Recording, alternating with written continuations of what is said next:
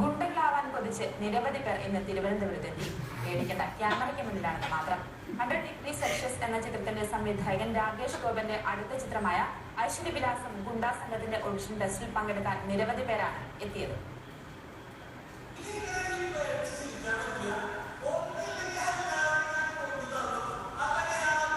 ക്യാമറയ്ക്ക് മുന്നിൽ തകർപ്പൻ പ്രകടനമായിരുന്നു ഇവർ കാഴ്ചവെച്ചത്. ആളുകളെ വീട്ടുന്ന ഗുണ്ടയായുമൊക്കെ അഭിനയിച്ചപ്പോൾ ഇവർ ക്യാമറയെ പോലും മറന്നു. ശബ്ദത്തിലും രൂപത്തിലും ശരിക്കും ഗുണ്ടകളായി മാറുകയായിരുന്നു ഇവർ.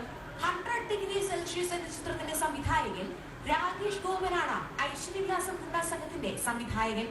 ഗുണ്ടകളുടെ കഥ പറയുകയാണ് ചിത്രം. 3000 ഇമെയിലുകളാണ് ഓഡീഷനായി ലഭിച്ചതെന്ന് ചിത്രത്തിന്റെ അണിയറ പ്രവർത്തകർ പറഞ്ഞു. ഐശ്വര്യവിലാസം ഗുണ്ടാ സംഘം എന്ന് പറഞ്ഞ സിനിമ ഗ്രേ ഫ്ലെയിം മോഷൻ പിക്ചേഴ്സിന്റെ ബാനറിലെ അടുത്ത സിനിമയാണ്. അതിൻ്റെ ഓഡിഷൻ സ്ക്രീനിങ് ആണ് ഇപ്പോൾ നടക്കുന്നത് ഇവിടെ.